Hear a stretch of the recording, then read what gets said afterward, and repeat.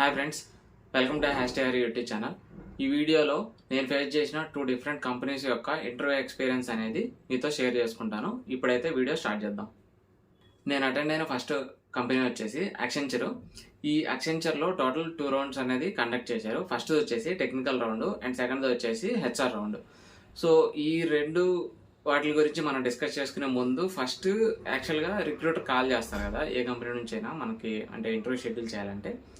నేను ఈ యాక్సెంచర్ వాళ్ళ దగ్గర ఒకటి అబ్జర్వ్ చేశాను ఏంటంటే, before conducting the technical round and HR round వీళ్ళు రిక్రూటర్స్ కాల్ చేస్తారు కదా. ఎవరైనా వేరే అదర్ కంపెనీస్ వాళ్ళు ఏంటంటే ఫస్ట్ మన ప్రొఫైల్ అనేది చూసి, సో మీ ప్రొఫైల్ ఇలా వచ్చింది మాకు, ఈ ప్రొఫైల్లో పెట్టిన డీటెయిల్స్ ఇవి, ఈ రోల్ కోసం మీరు చూస్తున్నారు అని బేసిక్గా అడుగుతారు డీటెయిల్స్, మీరేనా కాదా అని. కానీ వీళ్ళు ఏంటంటే యాక్సెంచర్ వాళ్ళు కొద్దిగా డిఫరెంట్గా సెల్ఫ్ ఇంట్రడక్షన్ అడిగారు అండ్ నెక్స్ట్ ప్రాజెక్ట్స్ గురించి అడిగారు, 2 ప్రాజెక్ట్స్ గురించి, మీ స్కిల్ సెట్ ఏంటో చెప్పండి, ఇట్లా రివర్స్లో మనల్ని అడిగారు ఇంటర్వ్యూ టైప్లో. సో అప్పుడు చెప్పాను అనమాట. సో ఇలా కూడా జరుగుతున్నాయి, కొన్ని కంపెనీ వాళ్ళు అడుగుతున్నారు. అంటే వాళ్ళు ఎందుకు అడుగుతున్నారో నాకు ఎగ్జాక్ట్గా తెలీదు, బట్ నాకేమనిపించిందంటే ఈ క్యాండిడేట్ జెన్యూనా కాదా అని కనుక్కోవడానికి ఏమన్నా అలా అడిగారేమో అని నేను అనుకున్నాను. సో ఇప్పుడు ఫస్ట్ టెక్నికల్ రౌండ్తో స్టార్ట్ చేద్దాం. ఈ యాక్సెంచర్లో ఫస్ట్ టెక్నికల్ రౌండ్ అనేది కండక్ట్ చేశారు. ఈ టెక్నికల్ రౌండ్ అనేది ఆల్మోస్ట్ 30 మినిట్స్ జరిగింది. ఈ ఇంటర్వ్యూ అనేది మనకి టీమ్స్ వీడియో కాల్లో కండక్ట్ చేశారు. ఇంటర్వ్యూలో వచ్చేసి ప్యానల్లో ఒక ఇంటర్వ్యూర్ వచ్చారు. ఫస్ట్ సెల్ఫ్ ఇంట్రొడక్షన్ నుంచి స్టార్ట్ చేశారు, తర్వాత రోల్స్ అండ్ రెస్పాన్సిబిలిటీస్ అడిగారు, దాని తర్వాత ఇంకా టెక్నికల్ క్వశ్చన్స్ స్టార్ట్ చేశారనమాట. అంటే బేసిక్ నుంచి అడిగారు, డైరెక్ట్ అంటే క్రిటికల్ క్వశ్చన్స్ అడగలేదు, ఫస్ట్ బేసిక్స్ నుంచి అడిగారు. సో బేసిక్స్ తర్వాత కొద్దిగా మీడియం టైప్లో ఒక 3-4 క్వశ్చన్స్ అడిగారు. అడిగిన తర్వాత నెక్స్ట్ ప్రాజెక్ట్స్ గురించి ఎక్స్ప్లెయిన్ చేయమని చెప్పారు. ప్రాజెక్ట్ గురించి ఎక్స్ప్లెయిన్ చేశాను. నెక్స్ట్ కొన్ని ఫేస్ చేసిన ఇష్యూస్ అడిగారు, ఒక 2-3 చెప్పాను నేను ఫేస్ చేసిన ఇష్యూస్, క్రిటికల్ ఇష్యూస్ అడిగారు. తర్వాత ఇంకా మ్యాక్సిమం టెక్నికల్ క్వశ్చన్స్ అడిగారు ఎక్కువ. ఇంకా లాస్ట్లో ఎండింగ్ వచ్చేటప్పటికి ఏమని అడిగారంటే కొన్ని జనరలైజ్డ్ క్వశ్చన్స్ అడిగారు. అవి ఎలాంటివంటే లైక్ కంపెనీ ఎందుకు చేంజ్ అవ్వాలనుకుంటున్నావు, అండ్ మీ టీమ్ స్ట్రక్చర్ ఎంతమంది ఉన్నారు, ఇట్లా కొన్ని జనరలైజ్డ్ క్వశ్చన్స్ అడిగారు. ఈ ఇంటర్వ్యూలో ఆల్మోస్ట్ 28 క్వశ్చన్స్ అడిగారు. ఈ 28 క్వశ్చన్లో మ్యాక్సిమం మన టెక్నికల్ రిలేటెడ్ 25 వరకు అడిగారు. ఇంకా 2 or 3 వచ్చేసి జస్ట్ జనరలైజ్డ్గా అడిగారు. ఇంకా లాస్ట్లో ఈ ఇంటర్వ్యూ అయిపోయిన తర్వాత నేను ఈ ఇంటర్వ్యూ యొక్క ఫీడ్బ్యాక్ని హెచ్ఆర్కి ఫార్వర్డ్ చేస్తున్నాను, so HR will contact you అని చెప్పింది. ఓకే, థ్యాంక్ యూ అని చెప్పాను. ఆడికి ఇంటర్వ్యూ అనేది కంప్లీట్ అయిపోయింది. నెక్స్ట్ వెనస్డే ఇంటర్వ్యూ ఇస్తే నాకు వెనస్డే ఆఫ్టర్నూనే మెయిల్ వచ్చిందనమాట, ఇట్లా నీ ప్రొఫైల్ నెక్స్ట్ స్టెప్కి ఫార్వర్డ్ చేస్తున్నాం అని చెప్పి, క్లియర్ అయినట్టు ఇంటర్వ్యూ. సో నెక్స్ట్ తర్వాత ఫ్రైడే రోజు నాకు హెచ్ఆర్ నుండి కాల్ వచ్చింది. ఇది జస్ట్ ఒక 4 to 5 minutes జరిగింది. ఇది టీమ్స్ కాల్ కాదు, జస్ట్ టెలిఫోనిక్ కాల్. ఈ టెలిఫోనిక్ కాల్లో కాల్ చేసి అడిగారు అనమాట, నీ కరెంట్ ప్యాకేజ్ ఎంత and expected package, next notice period and location and joining date, ఇవి అడిగారు.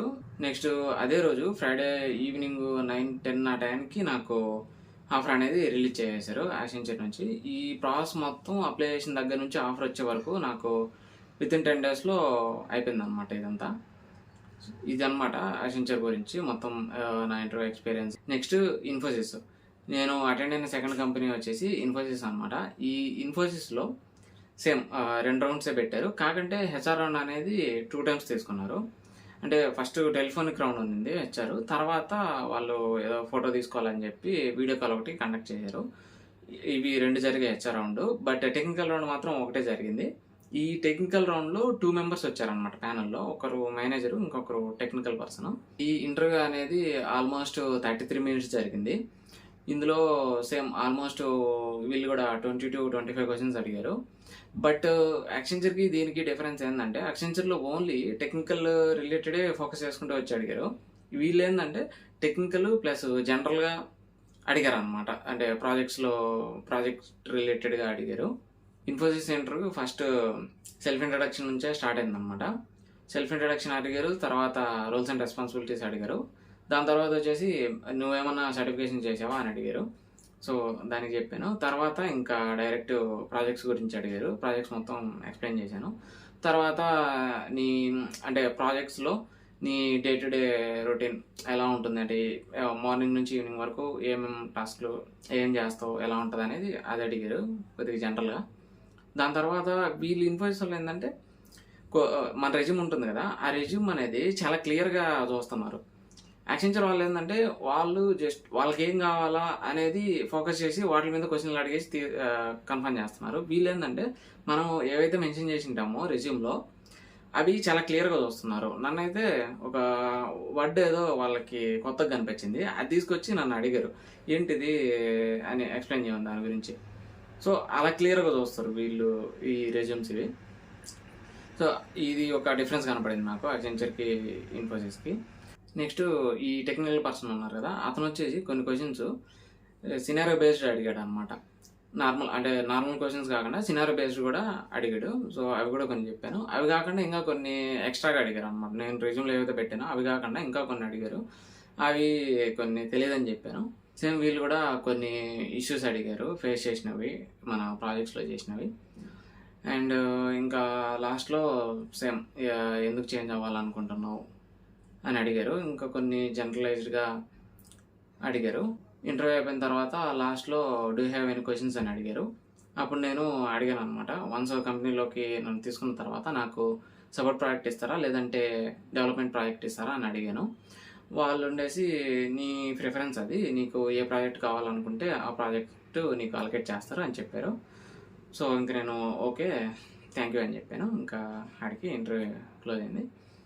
సో, ఇది టెక్నికల్ రౌండ్ అయిపోయిన తర్వాత ఒక 10 డేస్‌కి నాకు హెచ్ఆర్ అనేది కాంటాక్ట్ అయ్యారు. కాంటాక్ట్ అయ్యి ఇంకా సేమ్ ఇట్లా నీ కరెంట్ ప్యాకేజ్ ఎంతుంది? ఎక్స్‌పెక్టెడ్ ఎంత? నోటీస్ పీరియడ్ ఎన్ని days? Next joining date and location ఏది కావాలి అనేది ఇవి హెచ్ఆర్ డిస్కషన్‌లో జరిగాయి. అండ్ ప్యాకేజ్ కూడా నెగోషియేషన్ చేశాను. ఇంకా తర్వాత నెక్స్ట్ డే ఇంకొక కాల్ కండక్ట్ చేశారు. ఇట్లా వీడియో కాల్ మేము ఫోటో తీసుకోవాలని చెప్పి ఒకటి హెచ్ఆర్‌తో షెడ్యూల్ చేసి నన్ను అండ్ ఆ పర్టికులర్ పర్సన్ ఉంటారు కదా! మేమిద్దరం ఇంటరాక్షన్ అయినట్టు ఒక ఫోటో అనేది స్క్రీన్ షాట్ తీసుకున్నారు. ఇంకా తర్వాత నాకు ఆఫర్ అనేది రిలీజ్ చేశారు. ఈ ఇన్ఫోసిస్ అప్లై చేసిన దగ్గర నుంచి నాకు ఆఫర్ వచ్చే వరకు ఆల్మోస్ట్ 1 మంత్ టైం పట్టింది. ఈ మొత్తం ప్రాసెస్ కంప్లీట్ అవ్వడానికి. సో, ఇదన్నమాట ఇన్ఫోసిస్‌కి, యాక్సెంచర్‌కి రెండిటికి ఇంటర్వ్యూ ఎక్స్‌పీరియన్సెస్ నేను ఫేస్ చేసినవి. నెక్స్ట్ మరో ఇన్ఫర్మేటివ్ వీడియోతో మళ్ళీ కలుద్దాం. అంతవరకు బాయ్.